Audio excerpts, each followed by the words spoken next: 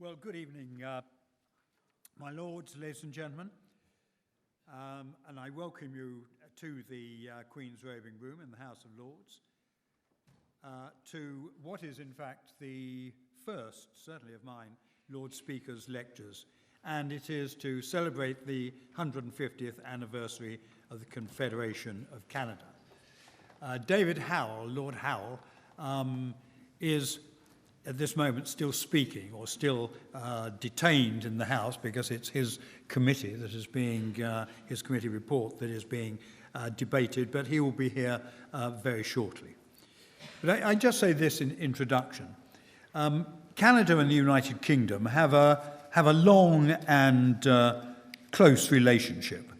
150 years ago, the United Kingdom passed the British North America Act, which you can see on display to my left in the Norman porch, which combined the colonies of Canada, which the Act renamed Ontario and Quebec, Nova Scotia and New Brunswick, into the Dominion of Canada.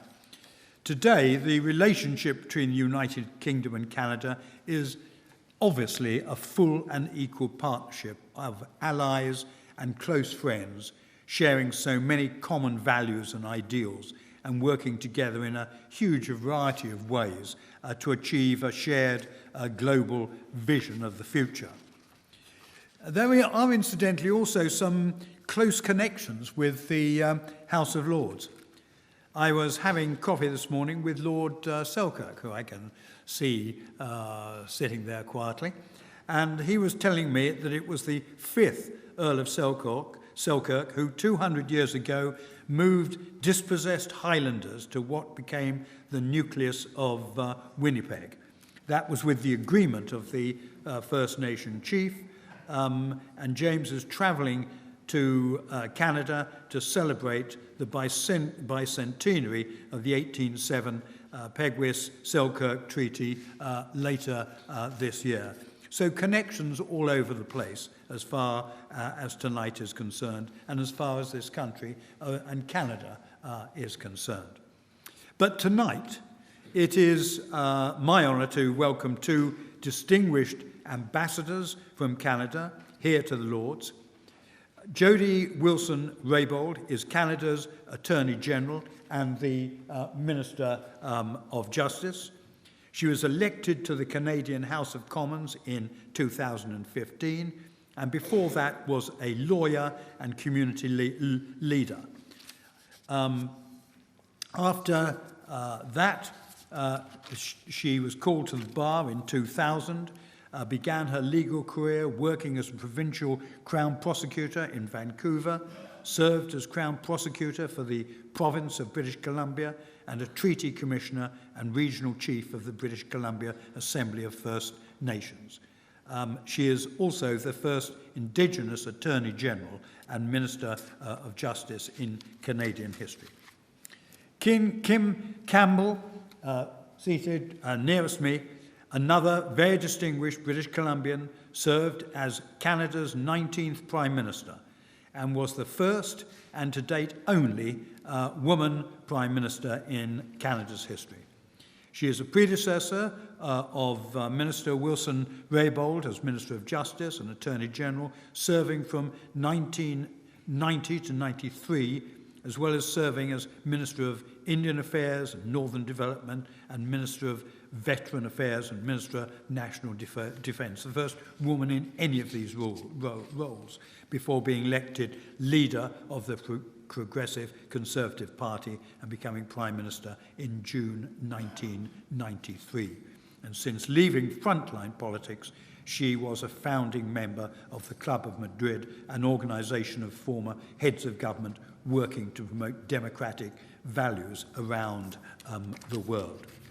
So later, I hope we'll be able to introduce David Howell to Lord Howell, who certainly those from the House of Lords will know, a distinguished parliamentarian, chairman of the House of Lords International Relations Committee. That's why he's not here, because that's what's being debated at this moment, and who brings with him a wealth of experience, Minister of State at the Foreign Office and We were together in Margaret Thatcher's cabinet back in the 1990s. He's now 1980s. He's now chairman of the Council of Commonwealth Societies and president of the Royal Commonwealth Society. So that's the introduction. We're going to start this evening with some remarks from Minister Wilson-Raybould, and then there'll be a short discussion between us before opening up the floor to you, the audience, for questions. And that should take us up to about 7:30, when there will be a reception in the Royal Gallery. Although I'm reliably informed we may be expecting a division in the Commons around halfway through our event this evening. So MPs who need to vote will obviously slip away at that point. So, ladies and gentlemen, without any more ado, I'm delighted to invite Minister Wilson-Raybould up here to the podium and to speak and begin this Lord Speaker's lecture this evening.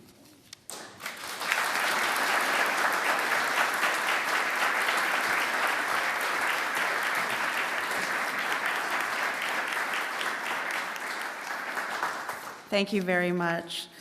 Galakasla, good evening. Lords and ladies, thank you very much for having me here today. It is indeed an honor to speak in front of so many distinguished members of the House of Lords, House of Commons, the judiciary, I understand academia, members of the Foreign Service, and many dedicated public servants from both of our two countries.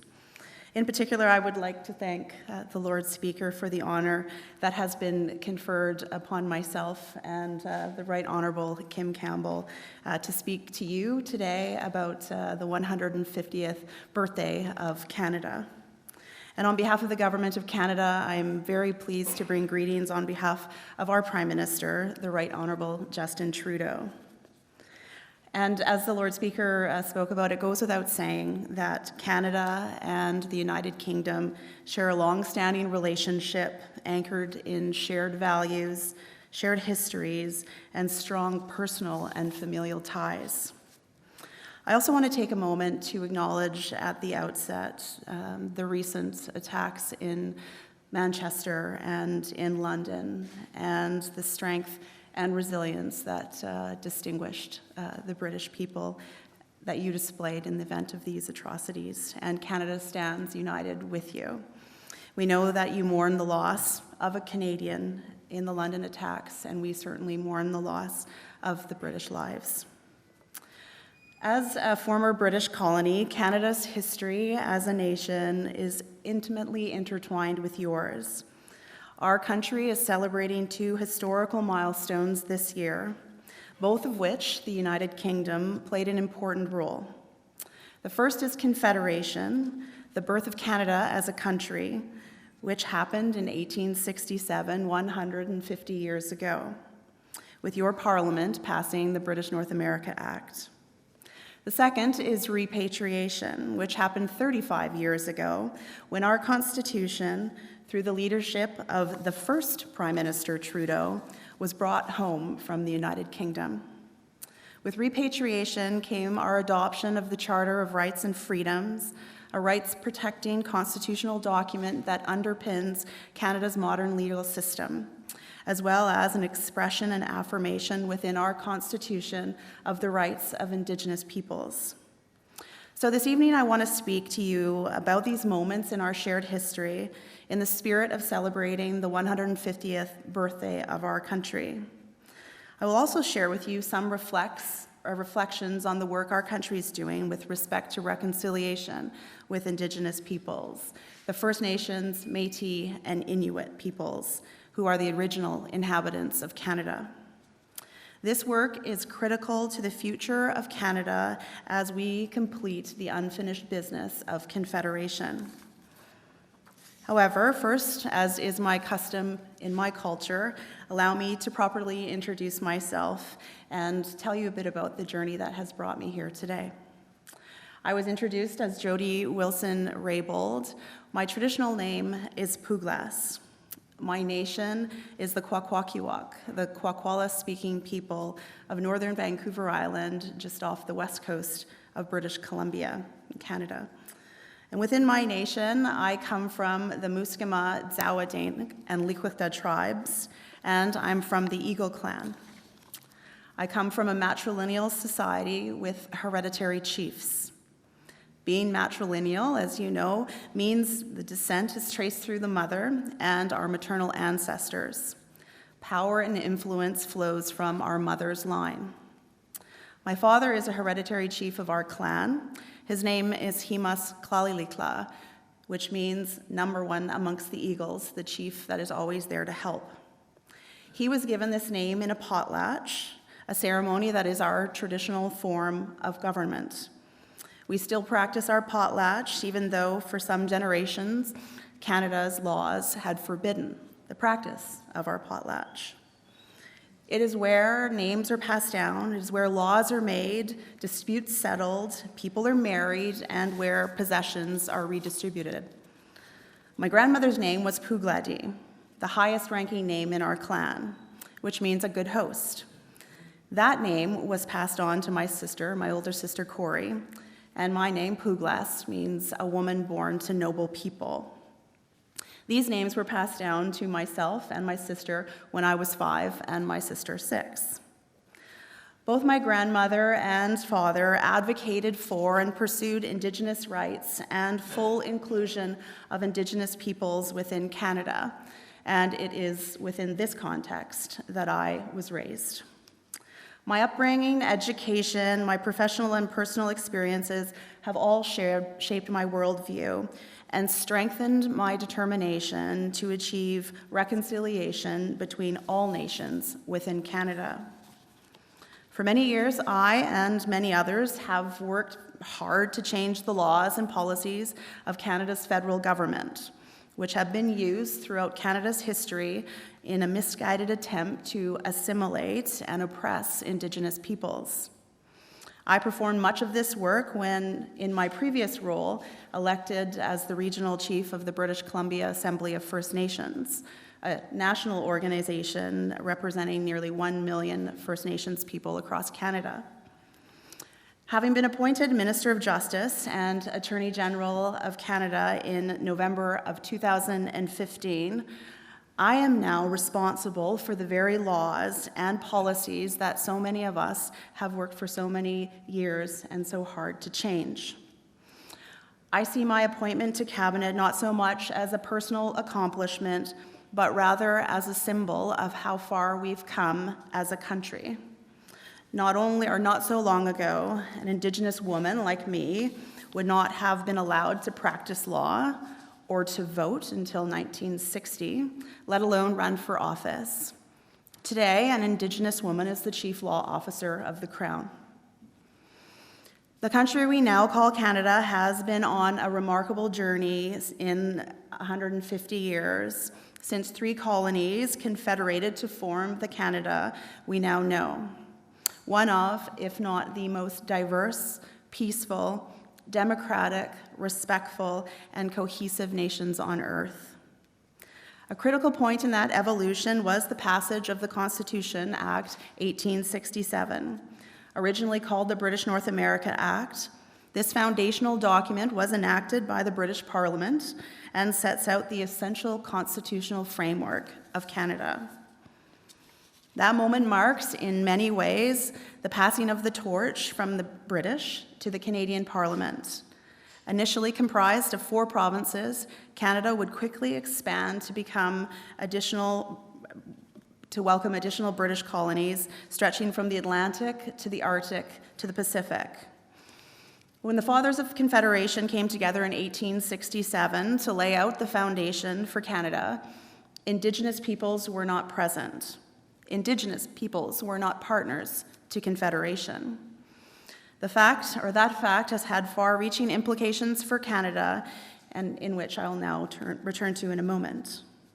But first, allow me to fast forward to 1982 and the enactment by your Parliament of the Canada Act 1982.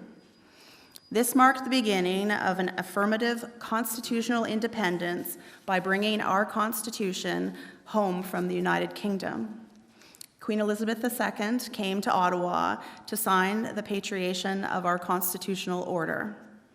For many Canadians, patriation is remembered above all else for the adoption of the Canadian Charter of Rights and Freedoms, enumerating within a written constitution the rights and freedoms guaranteed to all Canadians, marked a departure from the then reigning Commonwealth consensus to affirm rights in the common law and in statute, but not in a self-standing Bill of Rights. Many of the rights and freedoms guaranteed by the Charter are formulated in language that reflects the wording of the Universal Declaration of Human Rights, including freedom of expression, association, religion, conscience, and peaceful assembly, the rights to life, liberty, and security of the person, criminal justice rights, and equality rights. Other aspects of our Charter of Rights and Freedoms signal the special emphasis that we, as Canadians, place on the recognition of rights, our official language rights, our minority language educational rights, and our commitment to multiculturalism. Over the past 35 years, the Charter has inspired and instilled a culture of rights within Canada's governing institutions and within our citizens. The reputation of our charter as a world-renowned human rights instrument is a result of individuals and groups seeking recognition of their rights before our courts and our parliament. But moreover, it has now become, as our retiring Chief Justice has said, a part of the Canadian identity. In a recent Statistics Canada survey, some 70% of Canadians named the Charter as the very important national symbol, beating out the maple leaf flag, the national anthem, the red-coated Mounties, hockey, and even the beaver. As Minister of Justice and Attorney General, I like to think of myself as somewhat the ambassador, if not the ambassador of the Charter, with a statutory duty to ensure that all laws and policies and all litigation decisions of the government uphold the Charter of Rights and Freedoms. And beyond the adoption of the Charter of Rights and Freedoms, the patriation of our Constitution in 1982 marked a significant turning point for the inclusion of Indigenous peoples within Canada's constitutional framework. Section 35 of our Constitution recognizes and affirms existing Aboriginal and treaty rights of Indigenous peoples. Including these rights in our Constitution amounted to a promise to Indigenous peoples that their presence and their rights would never be denied or no longer be denied, that assimilation and marginalization were colonial relics of the past, and that all Canadians were ready to work together with them to build a better Canada. Meeting this promise has not come easily, and change has not happened overnight. There is progress, however, still much work to be done. But the explicit inclusion of Indigenous rights in the Constitution has changed the dynamic. Our courts have become active vehicles intervening to advance reconciliation. Injustices have increasingly come out of the shadows, and the Canadian public is more aware of these issues than ever before. And slowly, governments are learning that they must change in tangible ways. And this brings me to the final remarks on the subject of reconciliation. I met our now Prime Minister for the first time about 4.5 years ago when he tracked me down, came across the country, and met me at one of our assemblies in Whitehorse in the Yukon. We talked about the future of Canada, about his convictions, and about his convictions with respect to Indigenous peoples. I came to see that formal political participation is a chance to be a part of a government, and to be a part of a government whose leader made a solemn commitment to foundational change with a vision for true reconciliation with Indigenous peoples. Our government has committed to implementing the report of the Truth and Reconciliation Commission, established to address the dark legacy of residential schools. And for those of you who are unfamiliar with that legacy, residential schools, Indigenous children were taken away from their families and placed in government-funded, church-run schools where the sole objective was to take the Indian out of the child. In 2008, the former Prime Minister apologized from the Government of Canada to Indigenous peoples for the atrocity that had occurred in these schools. But beyond the necessary apologies and the emotional work of truth-telling and of healing, reconciliation actually requires laws to change, laws to be rewritten, and policies to be rewritten. In this regard, a role of the Minister of Justice is ensuring that our country's laws and policies actually do change in accordance with our commitment to the recognition of rights. And to inaugurate this shift, our government endorsed the United Nations Declaration on the Rights of Indigenous Peoples without qualification. And earlier this year, the Prime Minister established a working group of ministers to review all federal laws, policies, and operational practices as they relate to Indigenous peoples. And he appointed me as the chair. Our mandate is nothing short of transformative: to decolonize our federal laws and policies and to ensure that the recognition of rights approach is reflected in all aspects of Canada's relationship with Indigenous peoples. No small task, but one that I am honored to undertake and which has the potential to alter the course of Canadian history. So in closing, let me leave you with this thought. As we celebrate Canada's 150th birthday, there is much hope and optimism. For many Indigenous peoples, this anniversary is not so much about celebrating the past, but about what Canada has become and what Canada is becoming. About embracing a new optimism for the future within a more inclusive and more just Canada, and making the next 150 years better for all. Canada and the United Kingdom have shared history and a deep friendship. Our long-standing traditions of multilateralism, rights protection, diversity, and tolerance unite us and will continue to unite us in the future. In the tragic attack on London Bridge last month, the name of a young Canadian woman that was lost, Christine Archibald. In a public statement, Christine's family passionately reflected that, quote, she had room in her heart for everyone and believed strongly that every person was to be valued and respected. And in believing this, she found home while traveling here in the United Kingdom, as well as being welcomed. We welcome the continued friendship of the United Kingdom and our country. Gela Kasla, thank you for listening to me.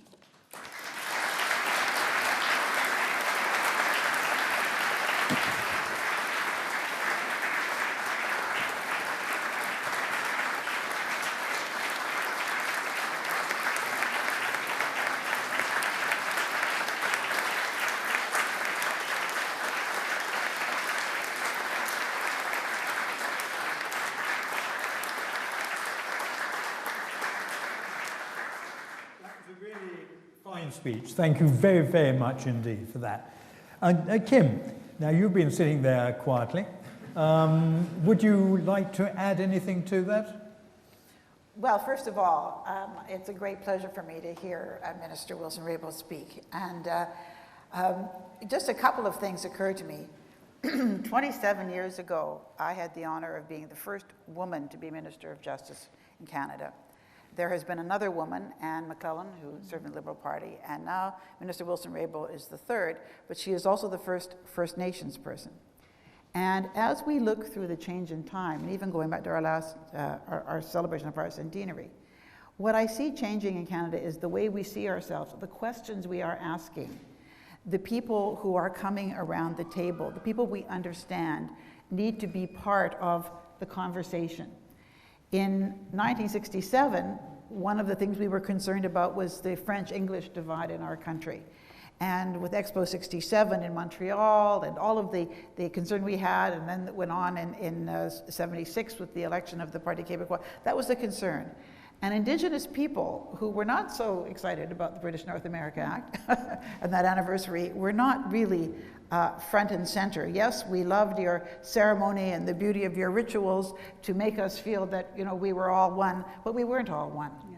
And what I think is wonderful, and what you have described, one of the things I love, the people here may not know, but there's a wonderful film footage of Minister Wilson-Raybould's father, Chief Wilson, at a conference with the elder Trudeau, Prime Minister, saying that he had 2 daughters and they both wanted to be Prime Minister.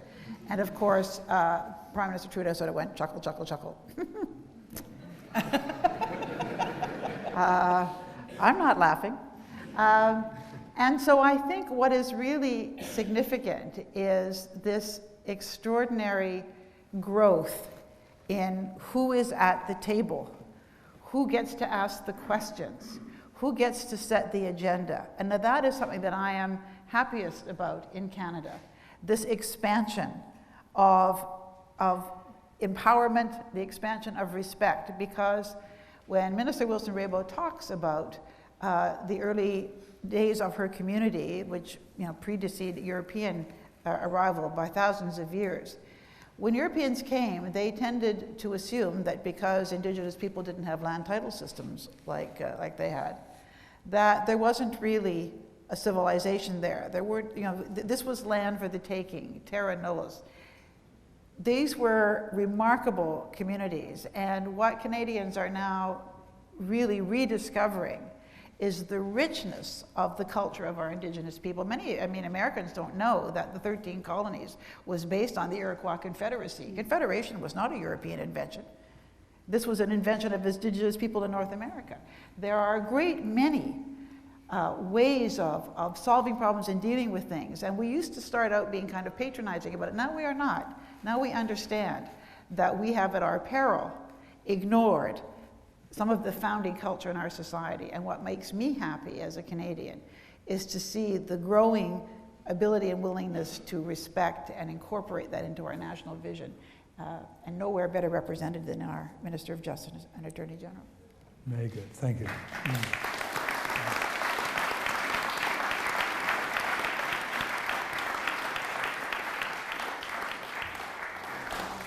Okay, well, we're just going to have, it was going to be with 4, it's now going to be with 3 until David arrives.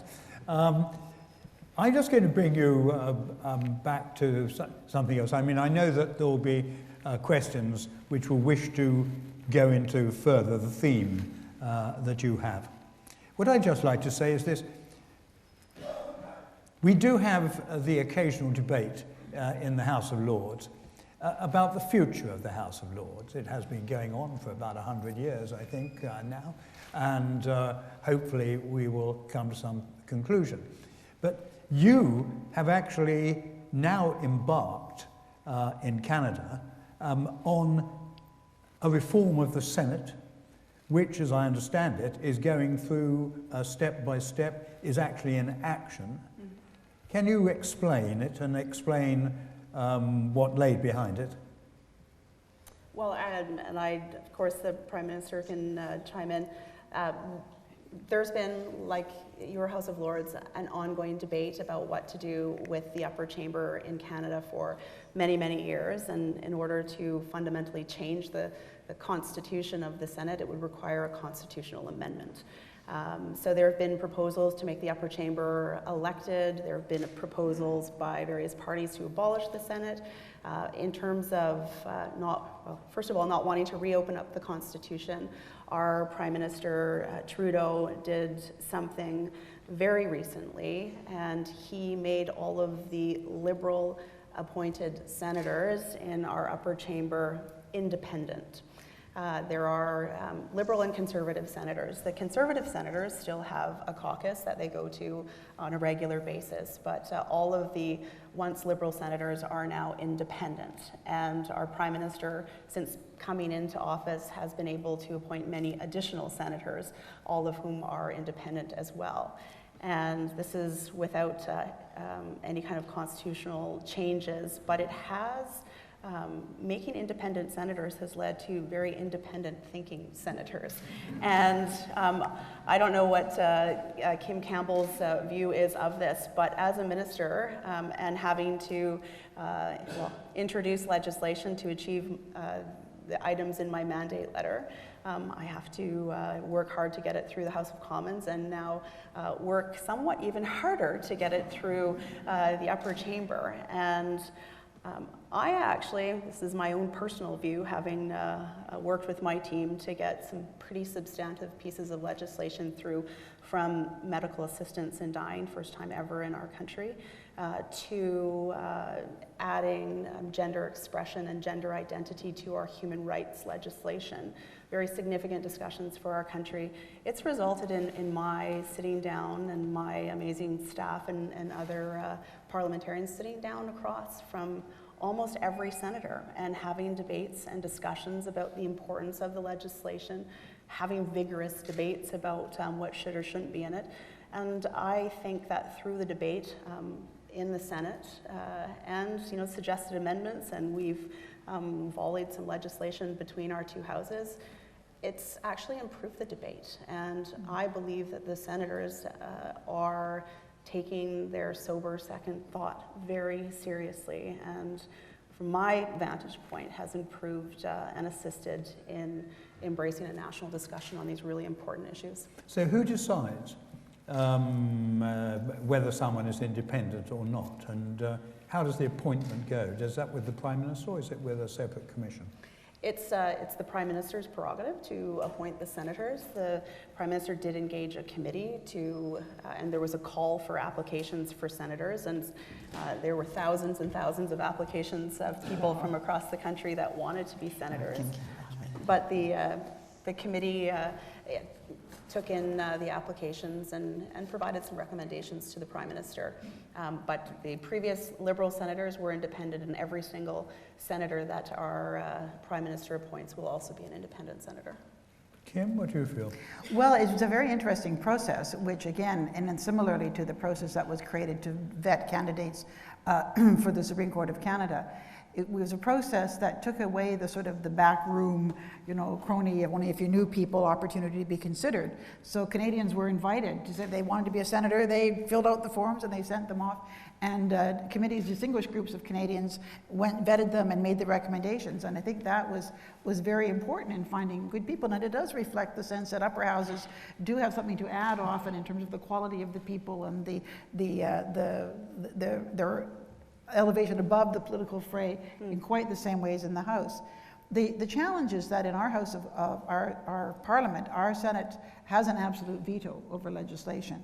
It's not just a suspensive veto, and that's a challenge that has to be dealt with. And there may be some interest in changing that. I know when I was minister and the Senate refused to pass the legislation for an important tax measure, the Prime Minister appointed 8 new senators using a hitherto unused provision of the Constitution that allowed him to do that. And many Canadians were outraged because they really didn't understand that the Senate could defeat the House of Commons. So that is, this question of accountability and power still has to be worked out. But it's certainly created a lot of interest in the Senate and a lot of eager potential senators. Okay, I should welcome David Howell, who's just now joined us fresh from the floor of the House of Lords. I'll give him a moment or two to find his breath. And I'm just going to ask you another question, which is also related to the House of Lords. We are also having a long discussion here about restoration and renewal. We hope we might come to some conclusion at some stage. You've done exactly the same, haven't you, in Ottawa? We're in the process of renovating, necessarily so, the parliamentary precinct. And Centre Block, which is where the House of Commons and the Senate are housed, will be closed in 2018 and will undergo substantive renovations that will likely take, optimistically, 10 years, maybe 12 years, between 10 and 12 years. There's a train station right across in the parliamentary precinct that's been refitted to house the Senate during those years, and the West Block has been, since I've been on Parliament Hill, being restored to house the new House of Commons. And this was a decision that's made by the executive branch, by Cabinet, in terms of making restorations. We're also undergoing restoring the Supreme Court of Canada, which honourable member is sitting at the front row, will recognize needs to be renovated. And another debate and discussion that has been in the public realm has been around renovating the Prime Minister's house, which we are doing, and those renovations are necessary for these, what I would say, national treasures that bring Canadians and people from around the world to Ottawa to enjoy the history behind all of these buildings. So if we put Queen Elizabeth's Convention Centre and Richmond House in place of your two buildings, we've got exactly the same situation. All we need is a bit of your energy, I think, to actually shut it through. David, welcome. Is there anything that you would like to say about Canada straight away? Yes, I'd like to just try on a bit of history. And it's this, that when in 1970, which is almost 50 years ago, this country decided that they'd really had enough of the big corporatist state and the massive state powers which inherited in the Second World War. We wanted to bring Parliament more in on the act, better effect control of public expenditure, more discussion, open up the state, unravel and so on. Where do we go? We went to Ottawa.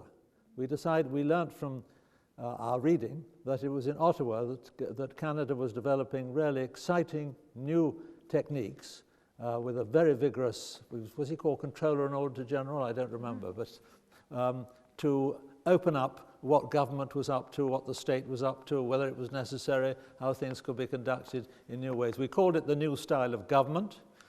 We came back to Britain and introduced it. I have to confess to you, not everything went smoothly, but the lessons we learned from Ottawa were very deep and very valuable. And I think I want to put that on the record, because I'm not sure it's written up much in the history books, but it did set in motion the whole, really the cusp point of the 20th century, the turn from big state corporatism and central control to markets, unraveling the big state enterprise and deciding more clearly how public expenditure could be properly controlled and made effective.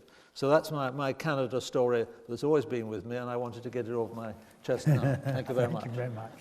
Other than that, Canada is, I'm very concerned, as Lord Speaker, you know, with the modern Commonwealth, the Commonwealth network, as I call it. It's a network. It's not just an old-fashioned club.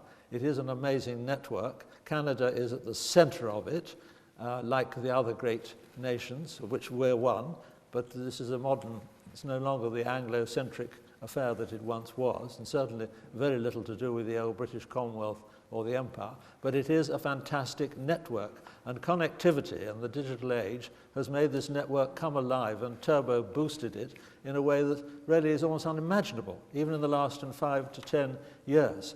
And what we see now, we have just been debating the horrors and tangles of the Middle East in their enormous complexity. We almost find that it is amongst the world's new great networks, old new great networks, the Commonwealth is almost an oasis, a network of stability and trust and understanding in a world where there's very little trust and very little understanding and very little faith and belief in peaceful solutions and social progress at all. So I personally believe the Commonwealth network is becoming the pattern, the platform of the future. I'm echoing there the words of Her Majesty the Queen, who's head of the Commonwealth. And I personally believe that Canada has got an absolutely central role in it, and that we, the Brits, and Canada, and of course Australia, and of course gigantic India, and Nigeria, and South Africa, and Malaysia, and these other immensely powerful countries are the future, and that we need to stick together, because if we don't, as Benjamin Franklin said, if we don't hang together, we'll surely hang separately. Thanks, David. I notice also from Canada, the Lonely Planet Travel Guide, top destination this year is Canada. So you're getting quite a reputation around the social media to make sure everybody knew about that. Okay, thank you very much. Now, David, would you like to bring this part to an end?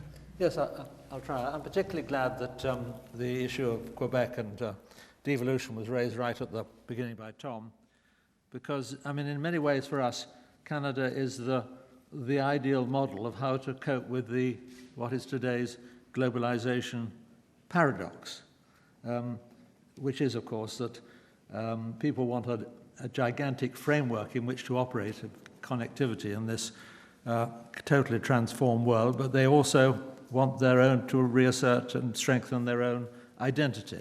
And really the question warmed me, the answer, Prime Minister, warmed me even more, that when you said that you didn't see the separatist tendencies being very strong anymore, although, of course, Quebec and all the other great provinces have very unique and strong identities and a great deal of devolution. And the frame in which Canada has put all this is absolutely enormous. And believe me, I know, because I once drove across the whole of Canada from Toronto to Prince Rupert.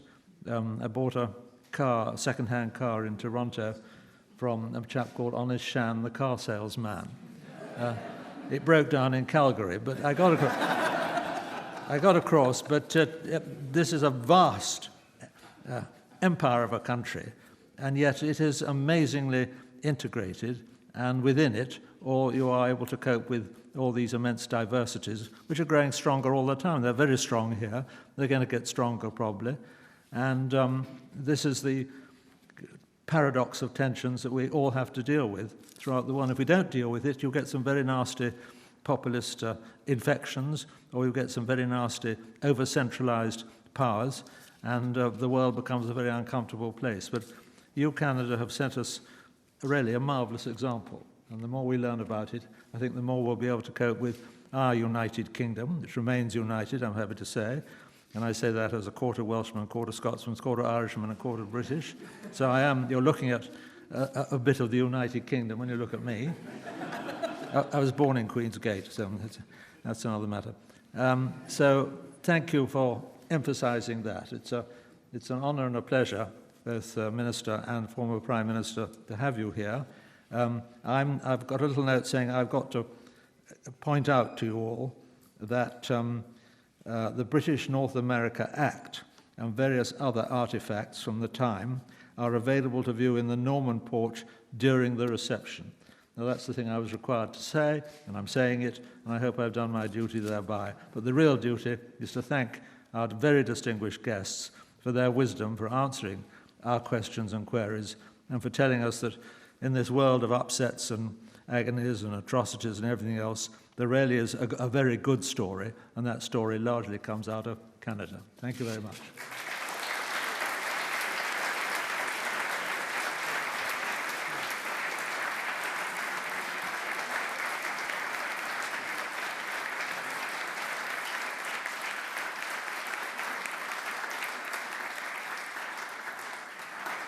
Thank you, David. But above all, thank both of you for tonight. Been absolutely fantastic, and really good way of starting this round of Lord Speaker's lectures, if I may say so.